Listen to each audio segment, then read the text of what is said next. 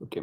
Om Ganana Tva Ganapati Gammavahe Kavim Kavina Vashravastam Jeshtarajam Brahmanam Brahmanaspadana Shinvanudvasi Sadhanam Shimha Ganapataye Namaha Prano Devi Saraswati Vaje Bhirvajini Dhina Mavitrevatu Maha Saraswati Namaha Guru Brahma Guru Vishnu Guru Devo Maheshwara Guru Sakshat Param Brahma Tasmai Shri Guruve Namaha Guruve Sarvalokana Vishje Bharo Ginam Nidhaye Sarva Vidyanam Shri Dakna Murti Jai Namaha Guru Charanaravindabhyam Namaha देवीं वाचमजनयन्त देवाः तां विश्वरूपा पशवो वदन्ति सा no मन्दिरेषु मूर्जन्दुहानां धेनुर्भागस्मानुपतिष्ठितयतु ॐ व्यासं वसिष्ठनप्तारं शक्ते पौत्रमकल्मषं पराशरात्मजं वन्दे शुकतातं तपोनिधिं व्यासाय विष्णुरूपाय व्यासरूपाय विष्णवे श्रीगुरुभ्यो नमः शिवशक्तिसमारम्भां भास्कराचार्यमध्यमाम् अस्मश्रीनाथपर्यन्तां वन्दे गुरुपरम्पराम् श्री लता महात्रिपुरसुंदरी समेत श्री चंद्रमौलीश्वराय नमः। श्री कांची कामकोटि पीठाधिपति जगद्गुरु श्री शंकराचार्य श्री चरणयोः प्रणामाः। स्वस्ति श्रीमदखिल भूमंडलालंकार त्रयत्रिंशत् कोटि देवता सेवित श्री कामाक्षी देवी सनाथ श्रीमदेकाम्रनाथ श्री महादेवी सनाथ श्री हस्तगिरिनाथ साक्षात्कार परमाधिष्ठान सत्यव्रत नामांकित कांची दिव्य क्षेत्रे शारदा मठस्वस्थितानाम् अतिरसुधार समादुज्य कमलासन कामिनी धम्मिल्ल संफुल्ल मल्लिका मालिका निश्चिन्द मकरंद झरी सौवस्तिक वाग्निकुंभ विजृंभणानंद तुंदलित मनीषि मंडलानाम् अनवरताद्वैत विद्या विनोद रसिकानां निरंतरालंकृतीकृत शांति दांति भूम्नां सकल भुवन चक्र प्रतिष्ठापक श्री चक्र प्रतिष्ठा विख्यात यशोलंकृतानां निखिल भाषण्ड शंड कंटकोद्घाटनेन विशदीकृत वेद वेदांत मार्ग शन्मत प्रतिष्ठापकाचार्याणां श्रीमत् परमहंस परिव्राजकाचार्यवर्य श्री जगद्गुरु श्रीमत् शंकर भगवत्पादाचार्याणां अधिष्ठाने सिंहासनाभिषिक्त श्रीमत् चंद्रशेखरेंद्र सरस्वती संयमीन्द्राणाम् अधिष्ठाने सिंहासनाभिषिक्त श्रीमत् जयेंद्र सरस्वती संयमीन्द्राणाम् अन्तेवासिवर्य श्रीमत् शंकर विजयेंद्र सरस्वती श्रीपादानां च चरणधरणीयोः सप्रश्रियं साञ्जलिबन्धं च नमस्कुर्मः. All right. So all of you got the script that I shared in the morning in the group.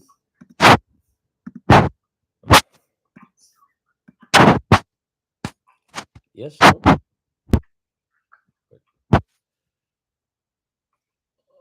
All right. So now we'll have the script.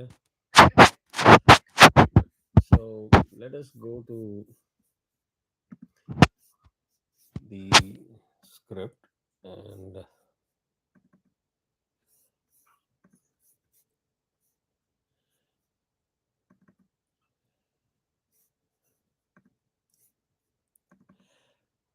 understand what this mantra is teaching us, right? So the mantra goes like this: Avihi sannihitam guhacharannama mahat padamatraitat samarpitam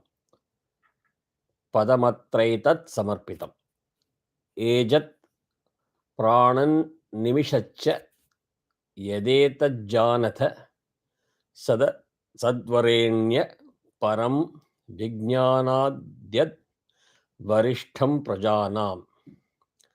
Again, avihi sannihitam guhacharannama mahat pada matrai tat samarpitam ejat pranan nimishaccha yadetajjanatha sadvarenya param vijnanadyad varishtham prajanam. Clear? So avihi means self-luminous. Sannihitam means fixed or seated. Guhacharat means moving in the cavity of the heart. Nama means who is known. Mahat is great. Padam means the support. Anna means here. Here in the sense the reference is to the Brahman. Yat means what. Ejat, moving. Pranat, breathing. Nimishat is winking. Etat is reference to this. Sarvam, all. Samarpitam is fixed. Janatha means know, K-N-O-W, knowledge. Yat, that. Sat is effect. Asat means cause. Morning we got pulled into some discussion, so we lost some time. But evening I will try to do some justice on how the term Sat and Asat is very important and how different schools of philosophies have interpreted it differently. So for those of you who find some of these explanations very confusing, just ignore it. Focus on the mantras of Mundaka Upanishat, and move on. But for those of you who find it interesting, you can dive deeper into that beyond the overview that I'm giving. Varenyam means to be wished.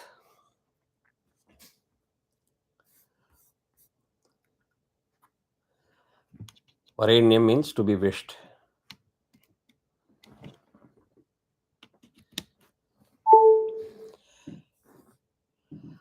Varishtham means the highest.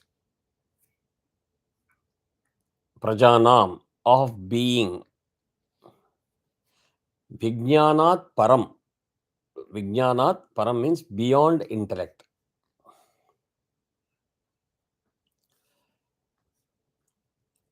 Now, when you say the summary of this is the self-luminous Brahman. The self-luminous Brahman is seated in the cavity of the heart and is known as moving there. He is the great support of all. Means everything is dependent on him, originated from him. So obviously he is supporting everything. In him is fixed all, and all references to all that moves, all that breathes, all that winks. Know this, which is both the cause and the effect, which means again we are going back to the Brahman, which is considered as the cause and the effect, and that is what the reference is to Sat and Asat, which is dearest to all, which is the highest. Like there's nothing beyond Brahman, right? It's the absolute truth.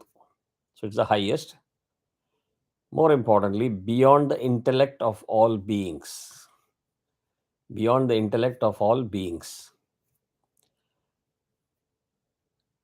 Now, in the ordinary sense of the term, knowledge means knowledge of something relative. So, my question to you is, what is the key element for knowledge? What is essential for knowledge? Don't get distracted with the dictionary meaning and the colloquial meanings that you have heard or you know from childhood. Focus on some of the definitions that I've been giving in the last 4 or 5 weeks. Let me see if you're able to connect the dot. Can you repeat the question you're saying? You want what is essential for knowledge? To realize and think. Uh, The desire to acquire. no, you're giving all colloquial meanings. And Ram, if you said realize and think means you're actually way off mark. Incorrect use of the word. I'm giving you a hint also towards the answer.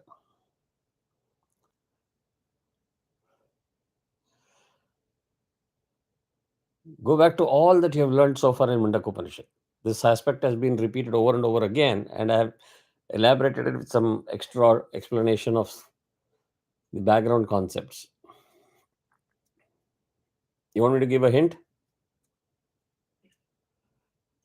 Let me ask the same question. Right now, I'm talking and you're listening. That's what you will say, right? What is happening means I'm talking and you're listening.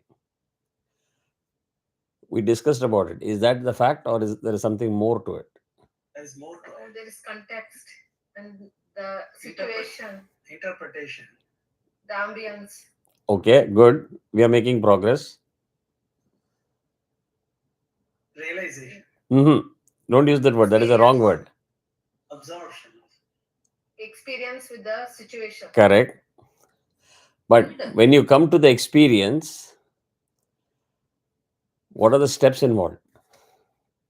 You need a guru. You need all the elements, the 5 elements. Correct. So that's a starting point. So Panchabhutas. Then Yeah. that is the hardware. Then what is the software? The medium. Panchatanmatras. Yeah. Right? Without that software, the hardware is of no use. Without the software, the hardware is dead.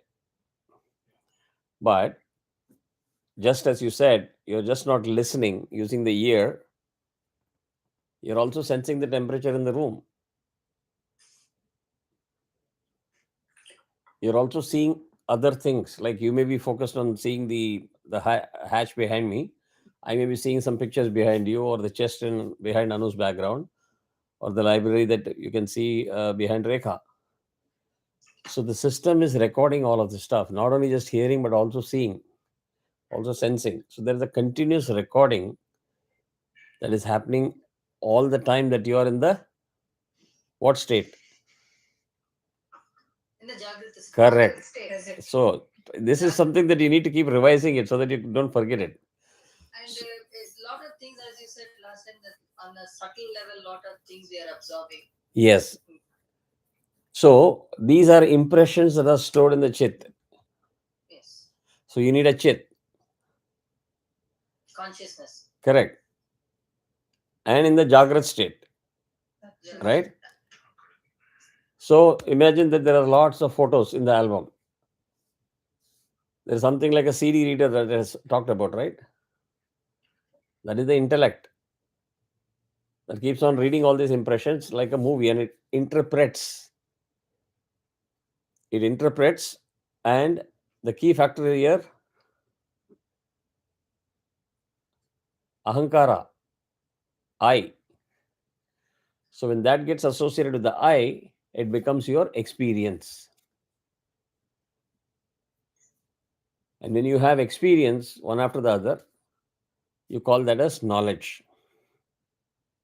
I know it is hot. I know the subject that Kumar is explaining is easy or very abstract.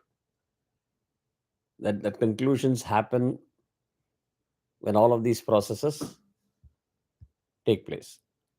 Correct? So the key word is experience. Now, why did I say that the realization word is wrong in this context? So all of this is aparavidya. It is a paravidya, that is a Brahma Vidya, higher level knowledge that will take you towards liberation. Liberation happens when there is a self-realization. So realization happens in the paravidya. Correct? Yeah. So it's always good to keep revising these things over and over again in a very structured fashion. I have simplified everything in a very mechanical way, visual way, or a graphical way that all of us can relate to. This whole topic is not as simple as I'm explaining it. I'm trying to keep it very simple so that you start connecting with the topic and say, okay, let me show interest and deep dive into it. Right? So, between the experience and realization, there are two things that you pass through, which we have discussed. Do you remember what those two things are?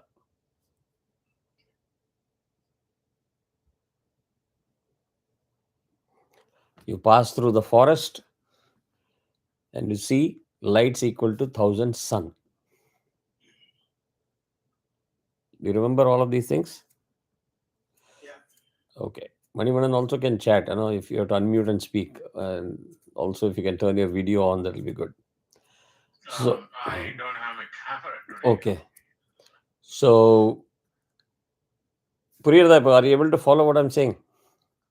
Yeah, I'm Okay. able to follow. Yeah. But some of the things I couldn't remember. Okay. But as you mentioned, I could connect. Right. So, in the ordinary term, when we say knowledge, I think you should be able to answer now. What is essential? What is required? Correct. And I also alluded to this, that the Western science is limited by these 5 things.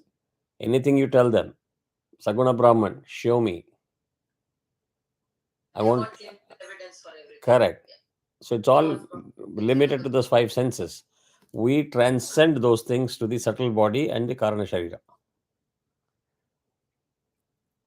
Correct? That is what recording that thing which you sent. Correct. From Murthy, right? Correct.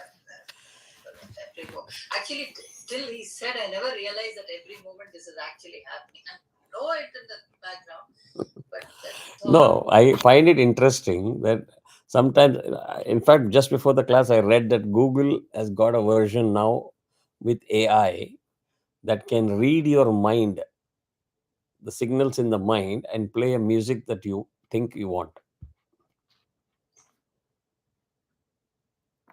So if Google says it, we all will believe it because they will produce a software and there is clinical evidence. So yeah, that is true.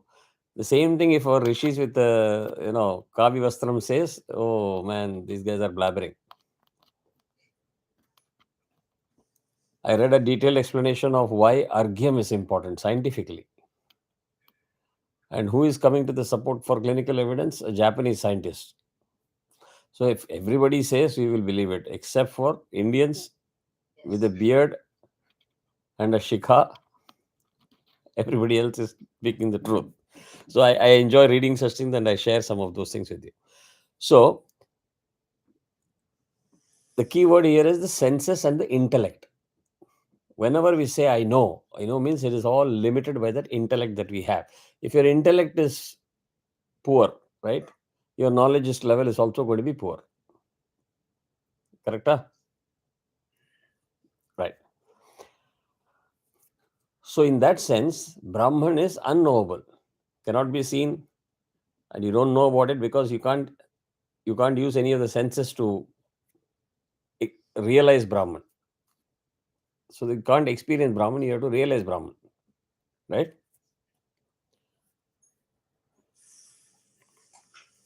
So far, so good.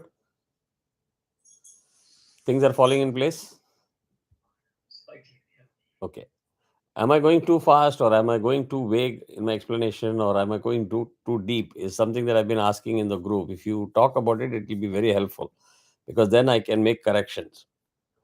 Now, in all of these things, what Adi Shankaracharya has interpreted this mantra and given a commentary on this is, think of this whole thing as a hub and spoke mechanism.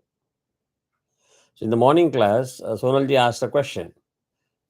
So if you say Brahman is seated in the heart, I said, when we say the heart, don't try to put all the subtle things or abstract things into a physical plane.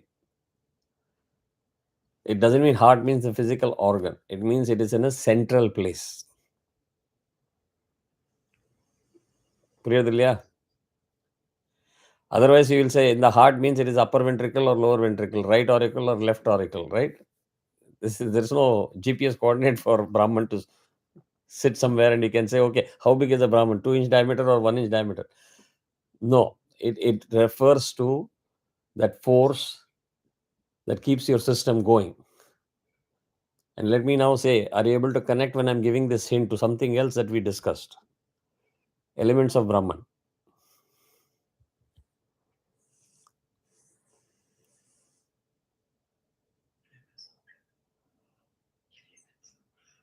Prana, Apana, Vyana, Udana, Samana.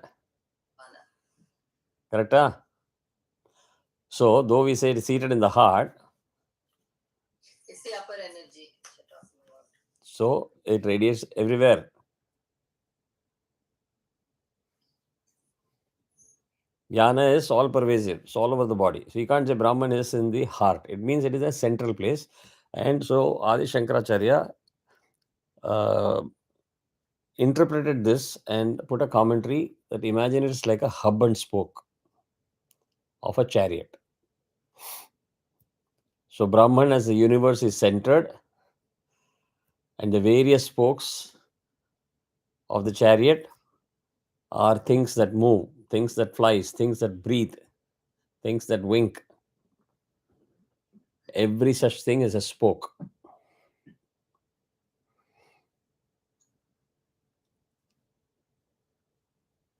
Right? So Brahman is Vijnanat Param, beyond the intellect, beyond the scope of experiencing or understanding or feeling or seeing or hearing or smelling. It is beyond that.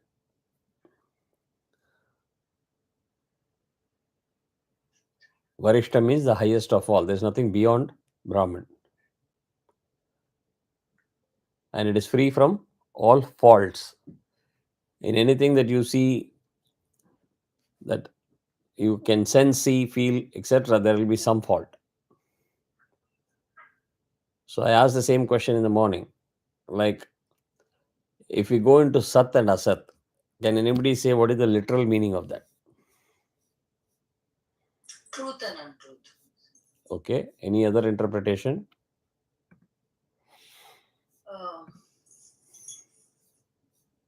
Reality. Correct. Real and unreal. No, just don't raise your finger. Unmute and speak. Even if it is a wrong answer, it is okay. Yeah, I wanted the same thing. Real and unreal. Right. So, see, the whole idea is that, you don't have to be feeling shy of giving a wrong answer. I mean, now Ram said realization. It's okay. I said it is not the right answer. That's okay. And in fact, if I suggest that if you do that, you will remember it even better. Right. I gave an answer and I got corrected, then you will never forget it. Her mouth, maybe. So, I was about to say that, and then I'm like, okay, fine. correct. Okay, I could think of that. Correct. Now, the interesting part is there are different schools of philosophies that have interpreted this slightly differently. That's the beauty of our system. So, I will go slow. So, pay attention, listen to the words carefully. If it is confusing, drop it. If it is clear, it is helpful, listen to it.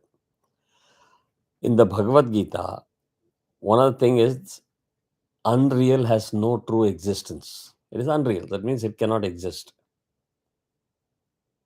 Correct? So far, so good. So the real has no non-existence.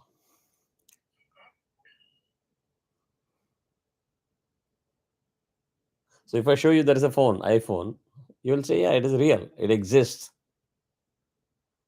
Because you're able to see it, because you're able to touch it. Correct? Anu is very guarded. She's saying, you keep going, I'll then say correct or wrong. No, so far, up to this point, do you agree? So, if this is correct, the Sat and Asat are the fundamental realities as well as the dualities of creation. This is the duality that Dvaita and Advaita deals with differently. So, in the context of Ishvara, Hiranyagarbha, Virat, Saguna Brahman, Nirguna Brahman, you remember all these terms? Do you remember the hierarchies? So, bring that to your mind as we discuss through this aspect. So, Sat, the real, is that which is eternally true. Sat means it exists and it has to be eternally true. And it has to be real. That is why it is called Sat. Asat is what is not Sat, or everything that is not Sat. Is it a fair definition? Okay. Now, if you try to understand these things purely from a mental perspective, like I want to imagine and feel and iPhone examples, if that is a mechanism by which you will try to understand this, it can get a little confusing. Okay. So the distinction between the real and unreal need to be understood from a universal or eternal perspective. Do you remember I said this whole structure and the philosophy, the process of the formation of the cosmos is similar to the process of us being born and living as a human being. And also you'll see the shadow of these principles in a temple. Correct?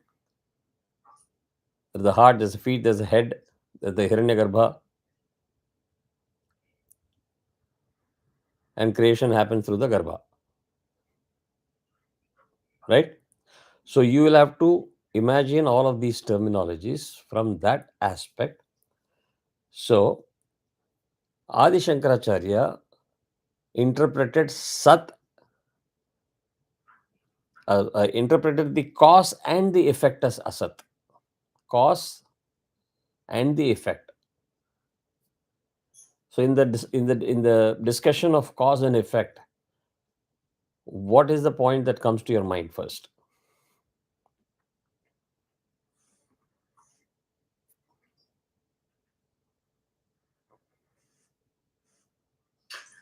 Some activity. No, try to come out of the logical dictionary meaning of all these terms. Go back to the definition of Nirguna Brahman and Saguna Brahman. Nirguna Brahman is not the effect. It is the cause of everything. There is nothing before Nirguna Brahman, correct? Yamarka? Adi. Yes. It's beginning and it's eternal. Whereas everything else, Hiranyagarbha, Virat, etc., is because of some things getting added to it. So Ishvara, when combined with Maya, results in Hiranyagarbha. So that is the process you need to follow. Cause and effect, cause and effect. Right? So Adi Shankaracharya says, cause and effect both are asat. Means unreal. Basically, everything that we are seeing, coming to the point, it's all Maya, it's all are unreal. Correct. Now you are hitting it. You see, that's why I went slow. Yeah, no, because I had, partly I started reading about this in Yoga Vashishta. It became so abstract, that conversation between Vashishta Muni and Sri Ramachandra. Just like you have the Arjuna and Krishna Samvad. Exactly. Yoga Vashishta also.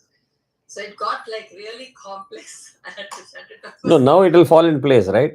I'm trying to make it in a very simple term without trying to put too much of Sanskrit word or shloka. Ram and Bhuvana, are you able to keep track of what I'm saying? Yes. Okay. Manivannan? Yes. Okay. So what Adi Shankaracharya says is, although perceived through the senses, it's perception. Although perceived through the senses of whatever senses we have, they are unreal because they do not exist permanently.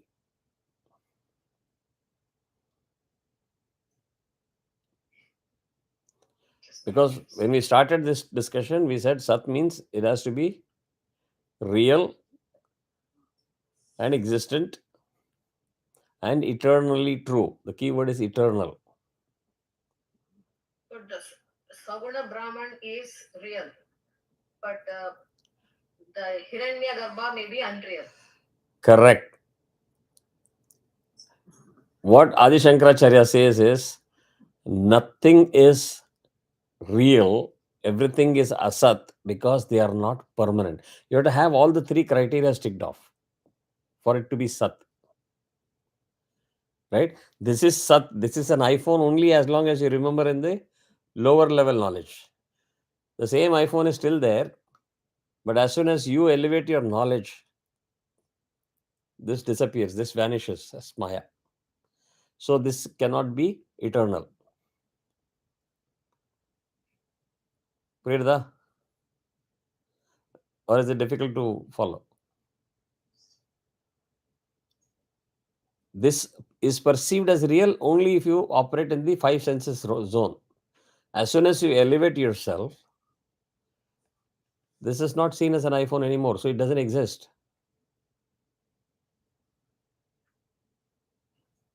So he says the cause and effect, everything is unreal. So it's basically, when we keep reading about this dream state and the way we come out of a dream and we are okay, even if we have seen something really bad and we say, oh, thank God it was a dream and it's all over. Or if you see something, you just think, okay, it's over. So they say, when this life also gets to a point when we leave and go to the other side, we realize that the whole thing was a dream. Exactly. You said it, you hit the bullseye. So because when you die, all the senses are all done with. Finished. Because you are restricted with this body. And correct. That is the essence of Mundaka Upanishat. Okay. I want to see some smiles and Bhuvan and Ram's face also. No, I'm just trying to digest. It's basically. Take your time. There is no rush. I'm saying, take your time. It's the whole image we are seeing. I'm seeing you, you are seeing me. Like what I saw you half an hour ago, it's gone, right? What I'm going to see next half an hour is yet to come. So it's continuous kind of perception and reality is gone. Correct. So, that's what I'm trying to put it in perspective, what it is in day-to-day life. Everything what we are seeing is Maya. It's an illusion. So how does, so when everything is Maya and everything is unreal, then how does karma get created?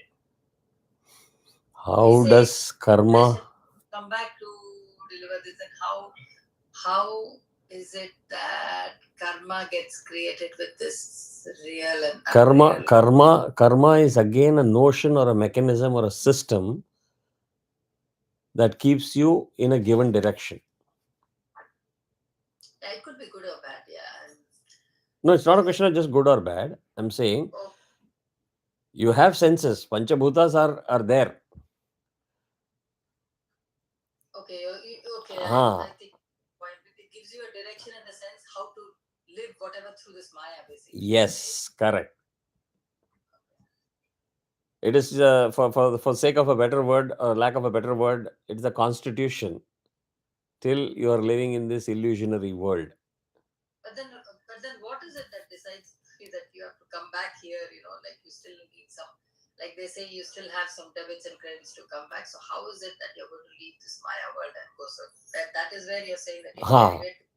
Very, very good question. I think we have answered that question quite well in many, many classes. It has to go from a debit balance to credit balance. That's the time when you. If you have credit, then you will come back to this earth to enjoy that, right? No, you don't need to. Both, right? You don't need to. You don't need to. It has to be zero, right? Yeah, it has to be balanced so that we don't come back. That's what some school of thought say. Yeah. When we say Pramarpanam, even after doing Japam. Yeah, everything is offered to. We don't keep it to ourselves. Super. I'm trying to push people towards liberation. You are just. That's kind of always going on. I think I agree to that. Yeah, you have to get to a point where you are, like from the depths of your consciousness, you're able to surrender. Okay. Like even Bhagavad Gita also says the same thing. Punyam, papam, both surrender. See, we say surrendering, but I don't know at what point do you actually surrender? How do you feel that you actually the thought. It starts from the thought. It starts from the thought. It has to come from within. It has to start from the thought. The ideation happens, the thought happens, that gets converted to an action. That is why it's called karma. The word kar, right? Okay. So Sat is reference to the absolute truth. There cannot be any bargaining on that. It cannot be intermittently real, temporary real. Yesterday it was real, today it is unreal. No, that is not Sat. Then it is Asat. Sat means it has to be absolutely true. Sat never ceases to exist or comes into existence because it is eternally present. It doesn't happen with a reason or suddenly with a time on a timeline. It is eternally present and there is no beginning or end. And there is no modification. It just remains as is. Now, anything that does not fall into this definition is Asat. That is why when we started this discussion, we said Sat is something that is not fitting into the category of, so Asat is something that is not fitting into the category of Sat. So we don't have to go to the specific of defining what Asat is.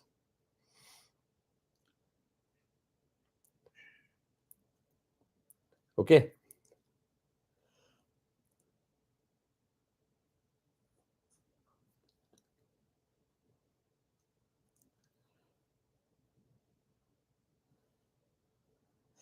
So slightly turning the meter deeper into the philosophical aspect of it.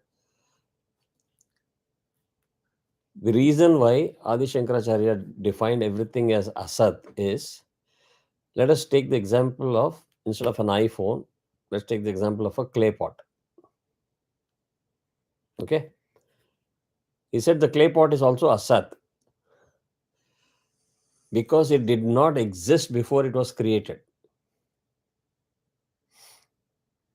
And once you destroy the clay pot, it doesn't exist. Easy to understand, right? It was in the form of clay. With your actions, you made it into a pot, you baked it, so it became a pot. Before you gave the shape of the clay into a pot and baked it, it didn't exist. Now, once you break it into powder and you start mixing it back into that same mix, it doesn't exist.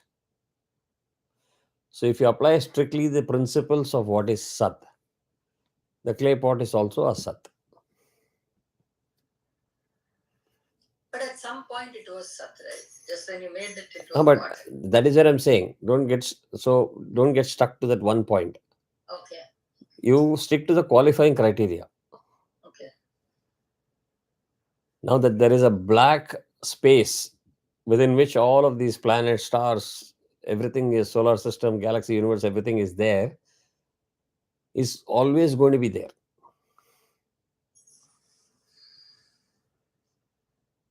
Yes. Yes, okay. That is real. Ah. Oh, that also we don't know. That is also real. No, that is real. Yeah. That is what we call it as nothing. Zero or nothing is Shiva. That is what we call it as Shiva. Yeah, yeah. Correct? Huh? So it's like neither can be created nor be destroyed. Correct. Only the form changes, right? Correct. So simply because you cannot perceive Sat, it does not mean it does not exist. Or because you perceive Asat, it does not mean that it exists. Two very powerful statements. You want me to repeat it? The most confusing. Hmm? Yeah, it's the most confusing statement. Okay, now, not confusing. Go slow. I just told you that there is black space out there, right? Have you touched it? No. But we are part of it. Correct. So, just because you cannot perceive it doesn't mean it does not exist. Same way, we just established that the clay pot is Asat. Although you see it temporarily,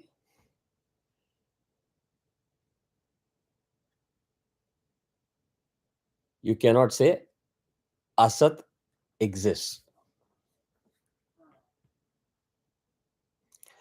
So, the key criteria defining the two is whether it is eternally and unchangeably. That is where the pot fails, no? Earlier it was clay, piece of clay. Then it becomes a pot. If I change the shape of that, you will not call it a pot, no? Yeah. If I take the clay and just put it into a rectangle 3D object, you will say it is a brick. It is not a pot.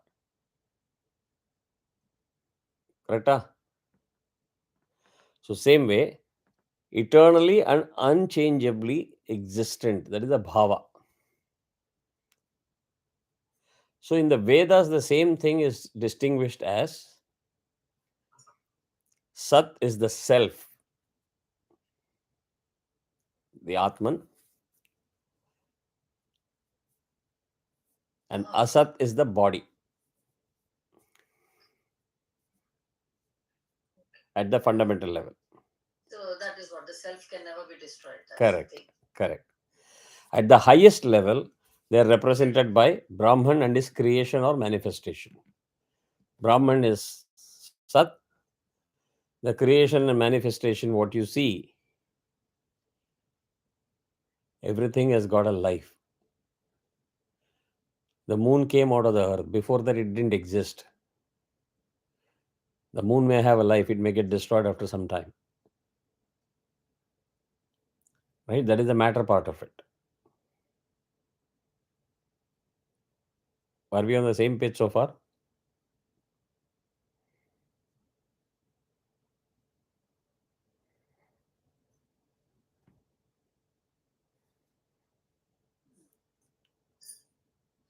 So, the absolute Brahman is the only truth or Sat. We call it as absolute truth. From Ishvara downwards, all the manifestations, including the highest gods, are Asat, since they have a beginning and an end. That is what I said about a couple of minutes ago. In the cycle of creation and dissolution. In some schools of philosophy, they say some of the highest gods are also Sat.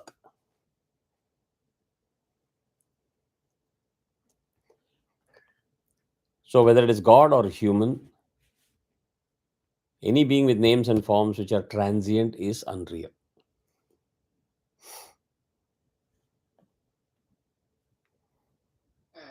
Okay? Are we on the same page so far? So, the Brahman pervades Asat. Brahman is not standing out. Brahman pervades Asat, just as he pervades our minds and bodies, but he does not exist in them. So, this statement has to be now viewed very, very closely.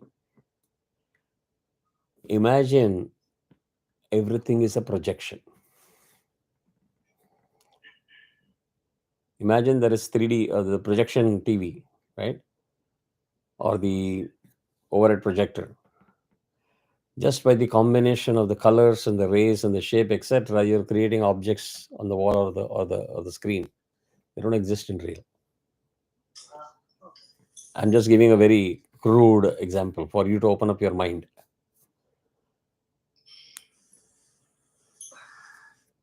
Make sense?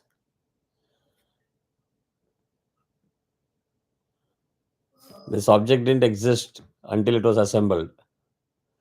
Before it was assembled, they were integrated chips. Before it was integrated chip, it was sand or wafers. Before it became wafers, it was sand. It constantly keeps changing the shape. And as it changes the shape, you give a new name to identify it. That is why it is Asat.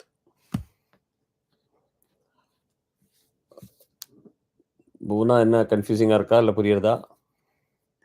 So that means that Asat was in some other form before. Correct. So as it changes form, It doesn't qualify to be a Sat. It goes back to the original form in the end. Correct. There's no form. When it goes back to original form, there is no form. Nirguna. Nirguna. So it goes on continuously, maybe anything, not iPhone, anything. Like a human being. Yeah, like a human being. Yeah, like a Born human life. நம்ம pass அவே ஆனதுக்கு அப்புறம் செத்ததுக்கு அப்புறம் the soul departs. அது புரியுறது இல்லையா? Yeah. So Exactly. that soul is called Bhuvana or Kumar or Ram up until that package, external packaging is there. Just identification. Correct? Yeah. So that is why all of these things are called Asat. Just tagging. So any questions so far on this? Or is it confusing? No, it's not a question of confusing. It's so hard to believe and accept. How to keep it mind fixed.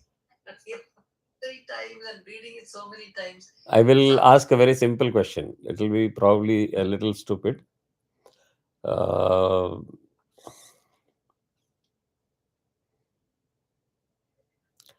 When you want to cook food, somebody says, please prepare upma for me. I want to eat upma. It's just a thought. When does it become real? Real means the perception. In today's context, perception. It is definitely not real. In today's context, within our limited senses, applying our senses, when you understand what it takes to prepare upma, you have all the resources, you have all the ingredient, you follow a bunch of steps to prepare it. So the gap from non-existent to something becomes existent, that you start believing is action. But the action doesn't start unless your mind says, I recognize something like that. Just because you don't see upma, don't say that, no, I don't see it, so I don't believe there is anything called upma. Make sense? So there is no other choice or way to appreciate this. If there are Mahapurushas that you agree, that, I don't know how many of you have actually got the darshan of Mahapariva. I'm blessed to have darshan many a times. They are Mahapurushas. Otherwise, it is humanly impossible. And for me, even now, from childhood, there is only one criteria. When I was getting his darshan every year, my father will make sure that, every year we will go to our native place. All the family will assemble there. You stop over at Chennai. Chennai means Kanchipuram, one short visit. Take Periva darshan and then go. This is a routine. We never asked. I was a young boy and he knew for some reason that I will be very, very interested. So I was always with my dad. I don't remember my brother or sisters accompanying every time, but I was always there. And as soon as we come close to him, he'll say, school na painter ka, like in Tamil. This reference is to my grandfather who was running a school. And every year I'll come out and ask, how does he know? He must be meeting millions of people. How does he know who you are? How does he remember? My father will give only one answer. இப்போ சொன்னா புரியாது, பெரியவரானா புரியும். Like, you won't understand now. When you grow up, you will understand. So what do you say that? So you have to believe, and this is only one, and he is not the only Mahapurusha. Like Ramana Maharshi is another liberated soul, right? Walking, talking like that. If you go to the Himalayas, you will see many such people doing the tapas. Now, as soon as I say this, Sonalji, Bhuvana, and Padmaja, they all have that scare or fear and saying, oh, do we have to give up everything to reach that state? How can we do that? And I would give the same answer. Use the Sadhana Panchakam template that I gave you. At different ages, you will be focused and showing interest in different things based on your brahmacharya, your grahasashrama, vruddhashrama, vanaprastha, and sannyasashrama. So that is the last step. But if you really are interested in that sannyasashrama, you cannot start at the age of 75. Okay, tell me, I heard there is something called Vedas. Where do I find a book? Too late. So what you are doing right now is acquiring knowledge, creating an awareness in your mind so that you can make informed decisions. I'm sure we all are working so hard, crazily building wealth because we think that is going to get us happiness. After creation of wealth, we understand it is not the happiest thing to be in because you're always worried about the income tax guys coming and raiding or how to save money on taxes. There's always stress. It's not going to reduce and provide contentment. So the whole belief is wealth is contentment is not true, but still we continue to do it. Right? We also know that when we lie flat on the floor, it will be just one vastram. Nothing else. Actually, you will be on the floor. You won't even have a Sealy number bed. Right? Have you ever seen anybody saying that, oh, this person has passed away, please let us make sure that the body is comfortable? We all know that. The name, you just say put the body down. Ah, You can- you become a body right at that moment. It is no more Anu or Kumar, it is the body. We know that, but still we spend our entire lifetime chasing this. We are not going to take anything with us. It's not permanent, it's not going to be with us, but still we give our entire life to that. But there are some people who say, I've lost interest. The latest one I wanted to share, but I didn't do it, is because I didn't want to put too many forwards. World Bank Vice President has become a sannyasi. He's given up everything and he's taken sannyasa. Sannyasam is hard. It's not easy, like, but it's not at all. It doesn't come to everyone like that. No, actually, come to think of it, it is easy. Come to think of it, it is easy because you are reducing your responsibility, your activity. Yes, but then there are some deep down, what do you say? Yeah, you have to get out deep down attachments, yes, which you cannot help. Like there are certain things which you cannot help. Like you want to give up certain things, but you're not able to because of whatever vasanas we have or whatever. Simple things. That's also very relative, right? I mean, think of the way we were all grown up. We were all grown up in India, but we